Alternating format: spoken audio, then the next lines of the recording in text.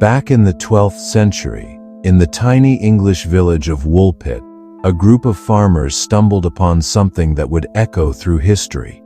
Two children, a boy and a girl, who seemed to have appeared from thin air. They spoke a language no one could understand, wore clothes made of a material no one had ever seen, and their skin was the color of fresh green leaves. So, what happened to them? Their bizarre story of a world without a sun forces us to ask, were they visitors from another planet, or the survivors of something far more terrestrial and terrifying?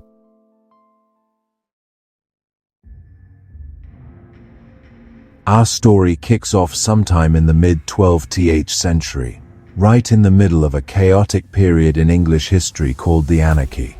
In the Suffolk village of Woolpit, a name that comes from the Old English wolf pit, for the deep pits dug to trap wolves, workers were harvesting crops when they saw it. Right next to one of these wolf pits, on the very edge of the wild forest, were two small children. Their appearance was completely alien to the villagers. Both of them had skin that was entirely green. They were dressed in strange clothes of an unfamiliar color, and chattered frantically to each other in a language nobody recognized. The children were terrified and confused. The villagers, just as stunned, brought them into the home of a local knight, Sir Richard de Calne, who gave them shelter. But this is where the mystery gets even stranger. The children were offered all kinds of food, bread, meat, you name it, but they refused to eat. They turned everything away, growing weaker by the day, until someone brought in raw broad beans, still in their pods. They devoured them, as if it was the only food they'd ever known. For days, that's all they would eat. This whole account was captured by two chroniclers, William of Newburgh and Ralph of Coggeshall, who wrote it down not as a fairy tale, but as a bizarre event they believed actually happened. William, writing around 1189, heard the story from numerous reliable sources. Ralph of Coggeshall, writing a few decades later, was a local abbot and claimed his information came from Sir Richard de Calne himself, in whose household the children were raised. They didn't try to explain it with magic. They just recorded the impossible facts as they were told. Under Sir Richard de Calne's care, the children's lives went in two very different directions. Slowly, they were introduced to a more normal diet, and as they started eating bread and other local foods, something remarkable happened.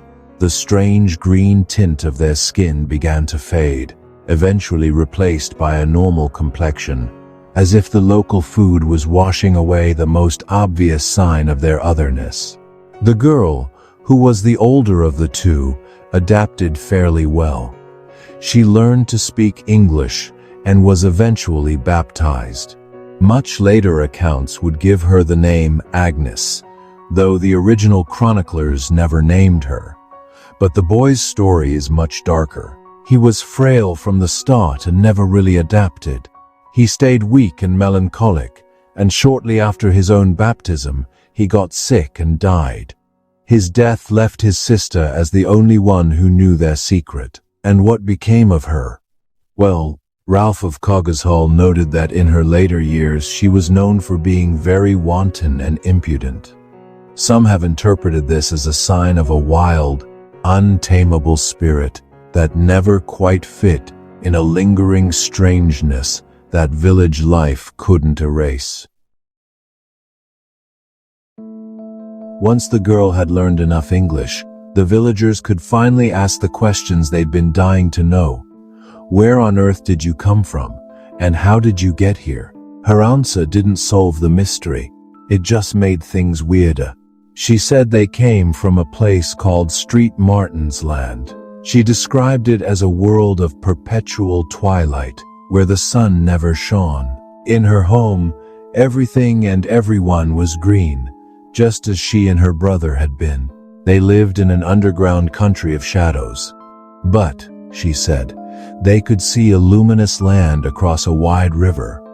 a bright world that was just out of reach. Her story about how they got to Woolpit was just as bizarre. She said they were herding their father's flock when they were drawn towards a loud sound. Like the chiming of bells maybe, she thought. Like the church bells they now heard in England. They followed the sound into a cave and walked through the darkness for a long, long time. Suddenly, they emerged from the cavern and were completely blinded by the bright sun of the English countryside. Terrified and disoriented, they found themselves by the wolf pit, with no idea how to get back home. So, what do you make of that? Was it the confused, traumatic memory of a lost child? Or was it a real account of a journey between worlds? This part of the story left the 12th century chroniclers baffled, and it's what has fueled centuries of speculation. Mysteries like this are what make history so fascinating.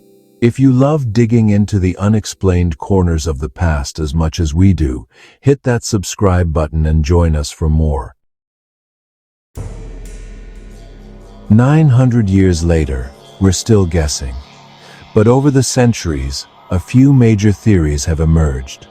One takes us to the stars, another into the pages of folklore, and the last one, well, the last one points to a very dark chapter of human history. The first, and, let's be honest, most sensational theory is that the Green Children were aliens. Proponents of this idea say their story checks all the boxes: green skin, strange clothes, an unknown language. In this version of events, Martin's land wasn't underground, but on another planet. The cave was a wormhole or a portal, and the sound of bells was the hum of a malfunctioning teleporter.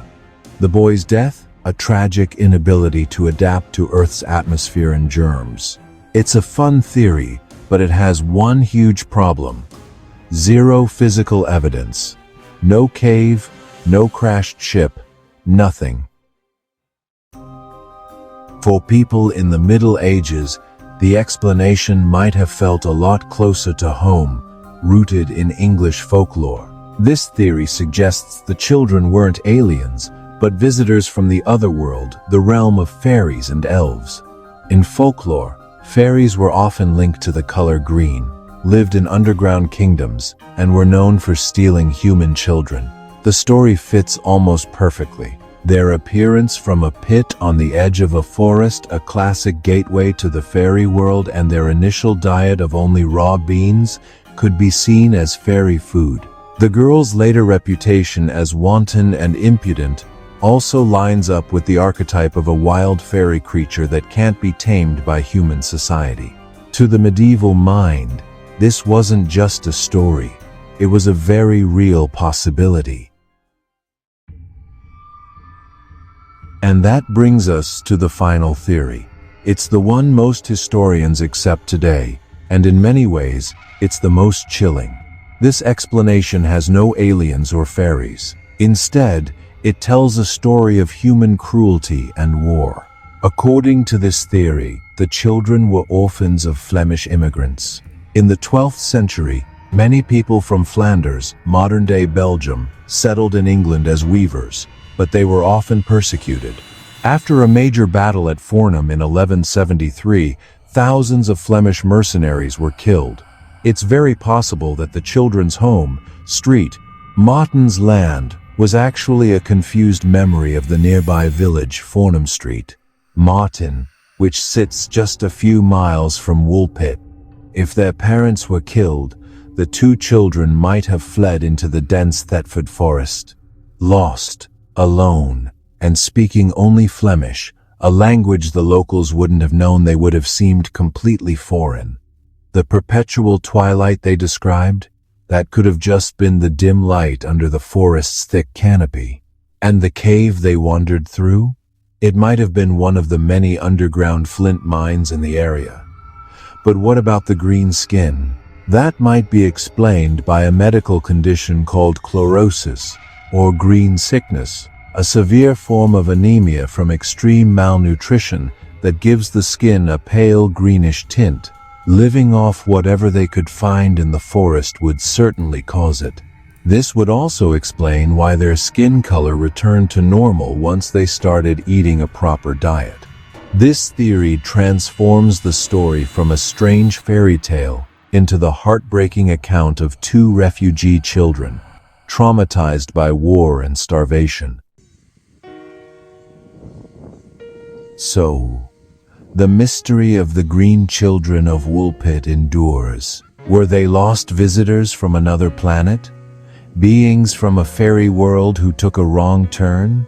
Or were they just two starving kids, victims of a brutal and forgotten moment in history? The accounts left behind by William of Newburgh and Ralph of Coggeshall give us the clues, but no easy answers. The story remains suspended somewhere between a wondrous fantasy and a grim human tragedy. So, what do you think really happened? Were the children proof of another world, or do they reveal a much darker side of our own?